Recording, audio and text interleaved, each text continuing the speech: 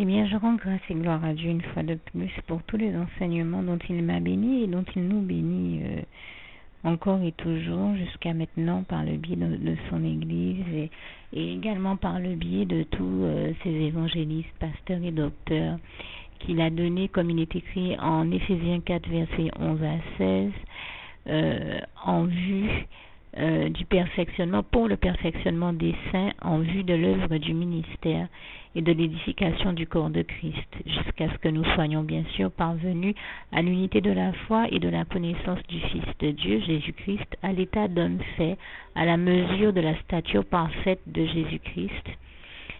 Et donc là, je viens de vous citer Éphésiens 4, versets 11 à 13, afin que nous ne soyons donc plus des enfants flottants et emportés à tout vent de doctrine par la tromperie des hommes et par leur ruse, et bien sûr celle de l'ennemi que nous ne sommes pas sans ignorer non plus, dans les moyens de séduction, mais que professant la vérité dans la charité, nous croissions à tous égards en celui qui est le chef, bien sûr, le chef de l'Église, Jésus-Christ, lui, le seul chef, le seul maître et roi, le seul roi des rois, et toute la gloire revient à sa majesté, Jésus-Christ, notre merveilleux Seigneur et Sauveur d'amour.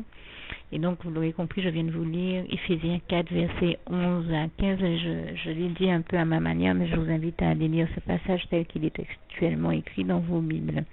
Ainsi que Éphésiens 5, versets 1 à 20, et Éphésiens 3, versets 13 à 19, qui nous parle aussi d'arriver à la connaissance de l'amour de Christ.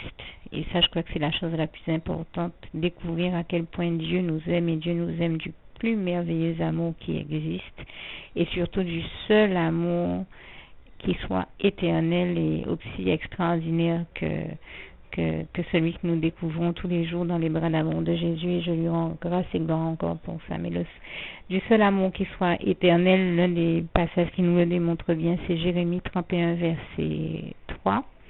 Et également Jean 3, verset 16, qui dit « Car Dieu a tant aimé les hommes qu'il a donné son Fils unique afin que quiconque croit en lui ne périsse point, mais ait la vie éternelle. » Et je rends grâce et gloire à Dieu pour cela. Et donc, comme je le disais également, pour tous les bons enseignements qui nous a distillés par le biais de l'Église. Avant de revenir à cette question, je viens de dire que quiconque croit en Jésus-Christ, et bien sûr invoque son nom, et ça aussi c'est écrit dans un autre passage. J'ai cité Jean 3, verset 16, mais vous avez un autre passage qui le dit. Quiconque croit et invoque le nom de Jésus-Christ sera sauvé. Quiconque croit en Jésus-Christ, donc, et nous savons qu'il est notamment également écrit en Marc 9, verset 23, que tout est possible à celui qui croit. Bien sûr, nous savons que c'est celui qui croit en Dieu, en Jésus-Christ et en son Saint-Esprit.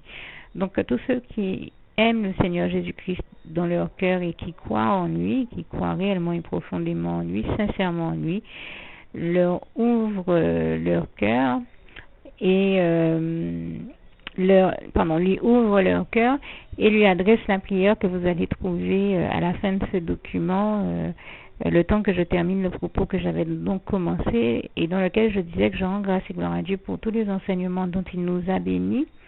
Et je ne sais pas pourquoi je pensais tout à l'heure à au moins 2 enseignements que j'ai reçus du Seigneur et que je voudrais partager avec vous, juste dans le but d'encourager tous ceux que cela pourrait encourager, justement, à qui cela pourrait faire du bien. Je voulais dire 2 choses. J'ai appris de Dieu 2 choses qui me paraissent importantes. Il n'y a pas très longtemps, quelqu'un me disait, mais ici en Guadeloupe, on entend souvent des rumeurs circuler sur les autres et qui sont souvent des rumeurs fausses. Par exemple, je sais qu'il suffit que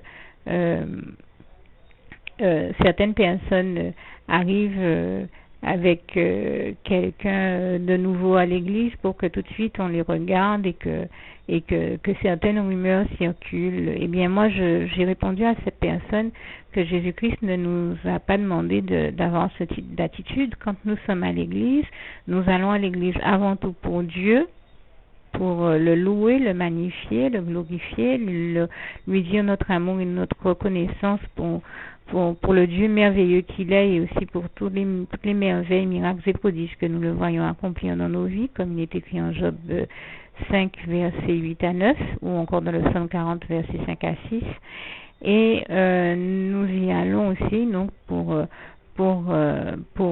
partager un moment de communion fraternelle avec nos frères et sœurs en Christ et être dans la présence du Seigneur.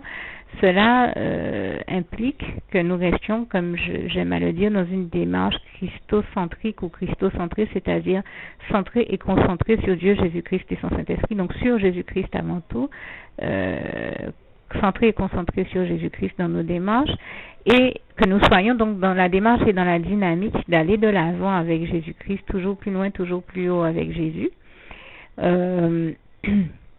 Et rester concentré sur Jésus, sur tout ce qu'il a à nous montrer, à nous apprendre, à nous enseigner, puisqu'il est notre maître et que nous sommes tels des vases entre ses mains, lui notre potier.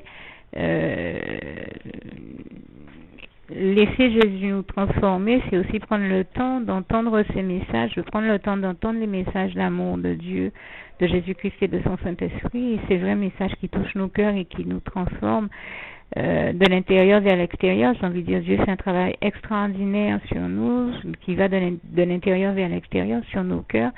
Et donc, il faut prendre le temps d'ouvrir son cœur à Dieu et d'être concentré sur ce qu'il nous dit. Et ouvrir bien grand nos oreilles, rester ouvert, rester positif, enthousiaste, dynamique, optimiste, rester ouvert à toutes les bonnes choses qu'il peut avoir à nous montrer de nous-mêmes, de lui, avant tout nous apprendre de lui, de son amour et aussi de la vie. Donc, quand on est dans cette dynamique-là, quand on est dans cette dynamique d'aller de l'avant avec Jésus-Christ, je vous assure qu'on reste concentré sur ce qui se passe sur sa vie, parce qu'une vie qui est menée en Jésus-Christ avec et dans une démarche j'ai envie de dire, une vie que nous menons dans notre marche par la foi avec et pour Jésus-Christ, est une vie bien remplie et une vie suffisamment occupée et bien remplie pour qu'on n'ait pas le temps de par exemple, nous mêler des choses qui ne nous regardent pas. Moi, j'ai l'habitude de le dire, je suis trop bien occupée, comme m'avait inspiré de partager cette petite phrase avec mes frères et sœurs en Christ le Seigneur qui me l'avait inspiré, toute la gloire lui revient. Je suis trop bien occupée à faire le bien pour avoir le temps de faire le mal. On a aussi des phrases à peu près équivalentes qui circulent sur le net ou sur Facebook qui disent « je suis trop occupée à aimer pour avoir le temps de haïr ». Et c'est exactement ça, où ça nous rappelle aussi le passage de Romains 12, verset 21, qui dit « ne te laisse pas vaincre par le mal, mais surmonte le mal par le bien ». C'est exactement ça. Quand on a une vie bien occupée à faire les bonnes choses, on n'a pas le temps de faire les mauvaises. Donc on n'a pas le temps de s'occuper de ce qui se passe dans la vie des autres. Et on sait que Dieu ne nous envoie pas à l'église ou ne permet pas que nous soyons à l'église pour y mener de mauvaises actions, mais plutôt pour mener les bonnes actions. Et certainement pas pour nous mêler de la vie des autres ou de ce qui ne nous concerne pas, mais bien pour rester concentrés sur ce qui se passe dans nos vies et continuer à aller de l'avant avec Dieu, Jésus-Christ et son Saint-Esprit et le laisser nous édifier, enrichir nos vies et les développer. Et les développer dans le bon sens en menant les bonnes réflexions, en prenant les bonnes décisions et en posant les bons actes, en prenant conseil du Saint-Esprit, sous la direction du Saint-Esprit, et toute la gloire lui en revient. Donc ça implique, comme je disais, de poser les bons actes et de rester aussi dans une vie qui est, j'ai envie de dire, une vie disciplinée à faire les bonnes choses, parce que c'est l'hygiène de vie du véritable chrétien, du disciple de Jésus-Christ. Et toute la gloire revient à Dieu, à Jésus, à son Saint-Esprit. Et attention, quand je dis ça, la vie que nous menons en Jésus-Christ est aussi une vie heureuse et épanouie. Il ne s'agit pas d'une vie, je ne suis pas en train de parler de quelque chose de militaire. Et en même temps, nous savons qu'il est écrit en 2 Timothée 4, le verset ne revient pas comme ça, que tout soldat qui s'est enrôlé dans l'armée du Seigneur ne s'embarrasse pas des choses de ce monde. Enfin, je le dis à ma manière, là encore, vous verrez comme ce passage est textuellement écrit, mais je veux dire, c'est clair que nous savons qu'il y a forcément une dimension de discipline dans la vie du chrétien, qui est une vie disciplinée à faire les bonnes choses et non les mauvaises. C'est dans ce sens-là que je le dis, hein. Comprenez bien le bon sens de ce que je cherche à dire en toute bonne intelligence. Et donc, je rends grâce et gloire à Dieu qui fait de nous des êtres heureux et épanouis, les disciples de Jésus-Christ heureux et épanouis, mais qui ont une vie disciplinée également. C'est vrai que on pourrait presque dire que dans le mot discipliné, on entend le mot disciple. Donc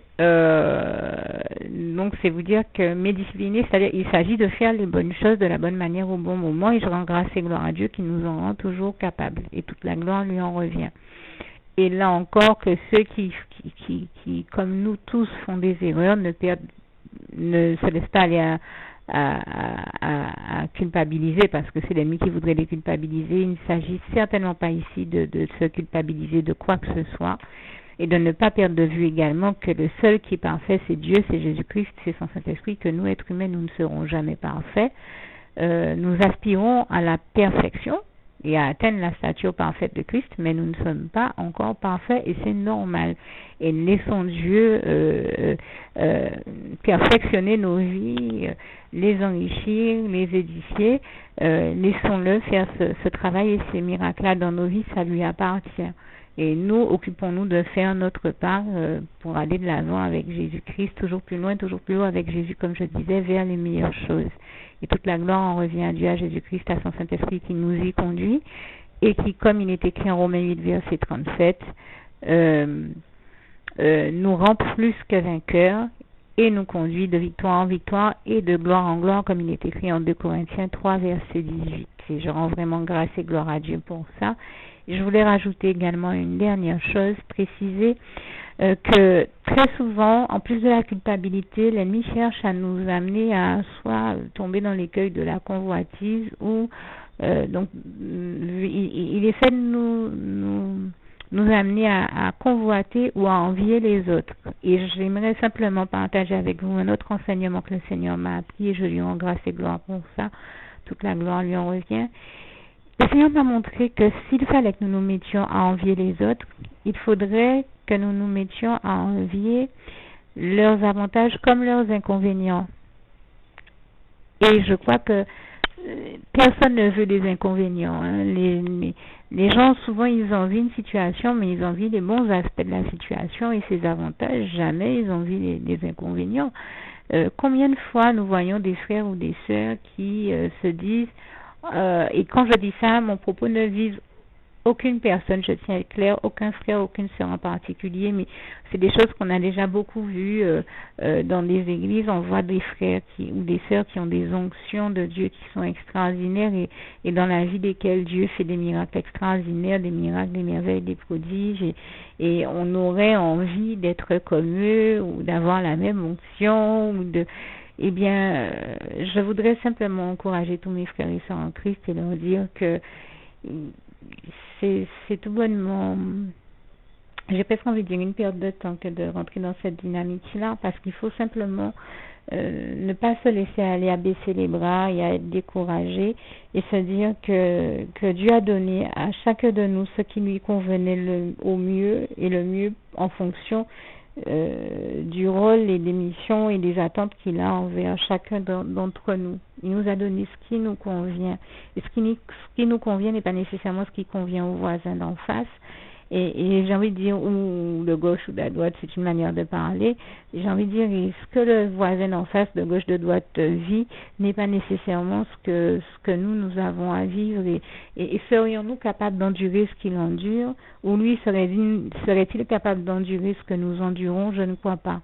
Donc c'est ça qu'il faut comprendre. On n'a pas tombé dans l'écueil d'envier ou de convoiter les autres, dans la mesure où il faudrait également souhaiter prendre le mauvais côté des choses qui existent dans leur vie. Ça, aucun de nous n'en a envie. Donc, n'envions pas les autres parce que ça ne rime à rien. Nous avons, j'ai envie de dire que dans toute vie, il y a des avantages et des inconvénients comme dans toute situation. Eh bien, remercions Dieu pour tous les avantages qu'il permet dans nos vies, les bénédictions qu'il y envoie. Mais de grâce, ne tombons pas dans l'écueil d'envie ou de convoiter les autres parce que ça ne rime à rien.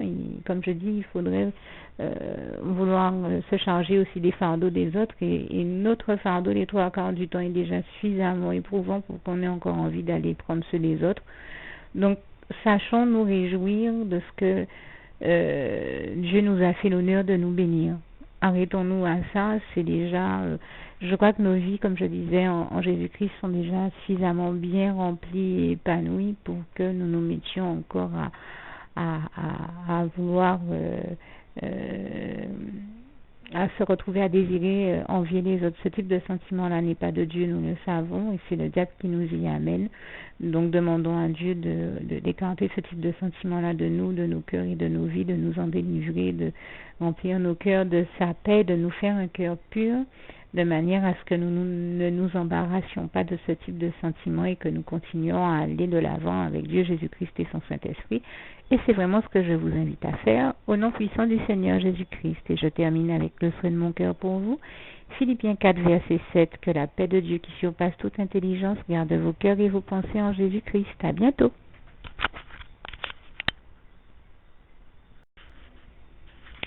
Alors, comme je m'étais trompée dans la référence que je vous ai donnée tout à l'heure, ce dont j'ai horreur parce que j'aime beaucoup la parole de Dieu et que j'aime la citer correctement, donc je prends le temps de faire un petit rectificatif et de vous préciser qu'il s'agissait donc de 2 Timothée chapitre 2 verset 4, 2 Timothée 2 4, non, 2 Timothée 2 verset 4. Il n'est pas de soldat qui s'embarrasse des affaires de la vie s'il veut plaire à celui qui l'a enrôlé. Bien sûr, nous savons que celui qui l'a enrôlé, c'est Dieu, c'est Jésus-Christ, c'est son Saint-Esprit, à savoir que quand Dieu nous fait l'honneur de nous appeler dans son armée, dans l'armée de l'Éternel des armées, le seul Dieu vivant, tout-puissant et 3 fois saint, le seul maître de tout l'univers, vous imaginez l'honneur extraordinaire que c'est. Eh bien sûr, nous n'avons pas à nous embarrasser des choses de la vie. Et nous avons tout simplement à lui ouvrir nos cœurs, à être sincères dans nos cœurs avec lui, et à le suivre résolument, à prendre la décision, la résolution de faire tout ce que nous pouvons, puisque nous l'aimons, pour lui faire plaisir, puisque quand on aime sincèrement quelqu'un, on a envie de tout faire pour lui faire plaisir à son cœur.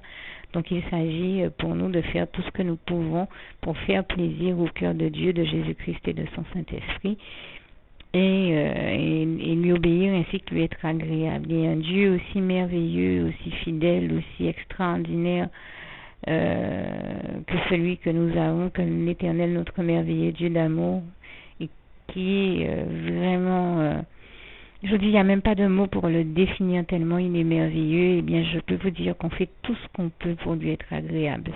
Et je rends grâce et gloire à Dieu parce qu'il fait en sorte que ça ne soit jamais quelque chose de trop contraignant ou de désagréable. Je lui rends vraiment grâce et gloire pour ça.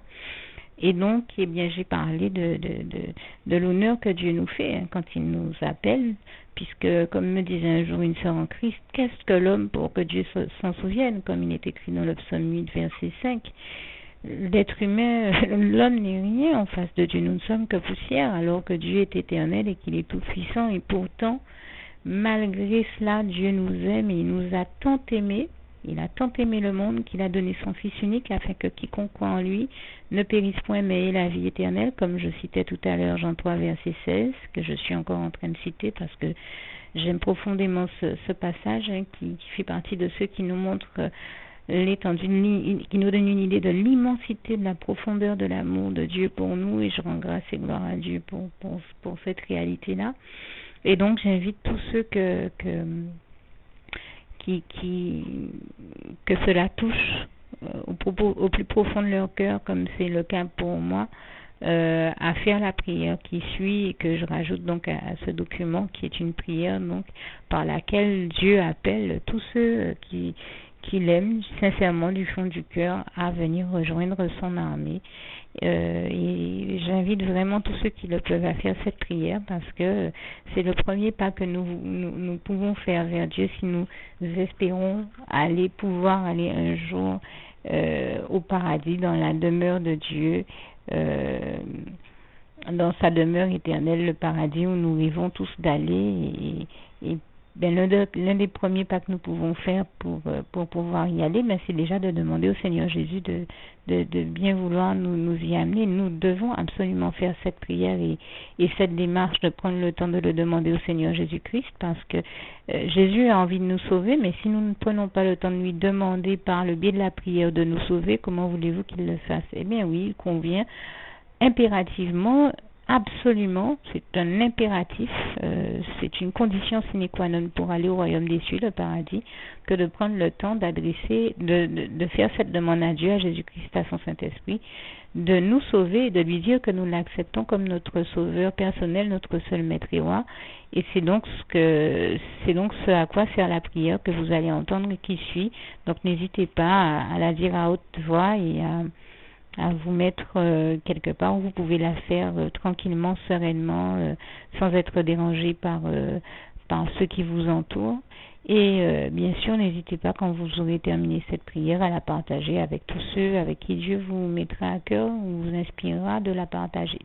Que Dieu vous garde et vous bénisse tous. À bientôt.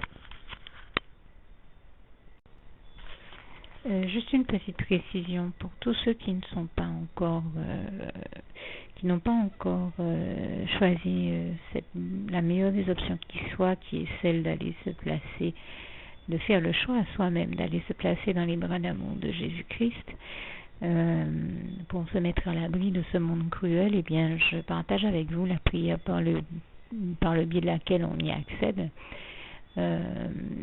Et commence par vous rappeler également ce passage de Jean 14 verset 6 où il est écrit que Jésus-Christ est le chemin, la vérité et la vie. Nul ne vient au Père, Dieu, sans passer par le Fils Jésus-Christ, bien sûr. Je le dis à ma manière, vous regarderez comme il est actuellement écrit dans vos Bibles là encore. Et donc, n'hésitez pas à ouvrir vos cœurs à Dieu, à Jésus, à son Saint-Esprit, à être sincère avec lui et à lui adresser la prière qui suit, à lui dire tout simplement, éternellement Dieu, Seigneur Jésus-Christ, moi, un tel, vous dites votre nom et votre prénom, je t'accepte aujourd'hui comme mon sauveur personnel, le seul maître et roi de ma vie. Je remets toute ma vie entre tes mains puisqu'elle t'appartient éternellement Dieu, puisque tu l'as créée cette vie, donc tu en es donc le seul maître et propriétaire comme de tout ce qui existe dans tout l'univers. Je remets donc toute ma vie entre tes mains, je te la donne. Merci éternellement Dieu aussi de permettre que cette vie que tu m'as donnée continue à être à ta gloire et que je continue à te servir, à t'appartenir pour l'éternité, d'éternité en éternité. Merci aussi Seigneur de faire que je continue donc à te servir et à t'appartenir pour l'éternité, d'éternité en éternité. Et aussi Seigneur de m'accorder la grâce de ton pardon et de ta miséricorde pour tous les péchés que j'ai commis tout au long de ma vie, jusqu'à la date d'aujourd'hui incluse. Et c'est au nom puissant du Seigneur Jésus-Christ que j'ai fait cette prière. Et à vous tous qui avez fait cette prière, je vous dis que Dieu vous bénisse abondamment, puissamment, richement. Et surtout, n'hésitez pas à la partager avec tous vos proches et contacts, amis, membres de vos familles, collègues, bien-aimés, tous ceux que vous aimez, et surtout tous ceux à qui Dieu vous mettra à cœur, avec qui Dieu vous mettra à cœur de la partager. Et comme j'aime à le dire, si vous n'avez pas encore pris le temps de faire cette prière, comprenez bien que voilà, ça ne vous coûte rien de la faire, c'est gratuit, c'est indolore, et que voilà, vous n'êtes pas obligé de me croire, mais moi il m'est arrivé tout comme vous de devoir faire cette prière un jour dans ma vie, et quand on m'a proposé de la faire, je me suis dit, et si c'était vrai, et si c'était vraiment Dieu qui, par ce biais-là, m'appelait à lui et me demandait de lui donner ma vie, de l'accepter, c'était Jésus qui était en train de vraiment me tendre la main et qui était en train de me demander de l'accepter comme mon sauveur personnel, je ne pourrais pas passer à côté de l'occasion de lui dire oui, parce qu'il faut aussi que je reste ouvert ou ouverte à ce que Dieu peut avoir à me dire. Il faut que je garde mon cœur et mon intellect ouverts à ce que Dieu peut avoir à me dire.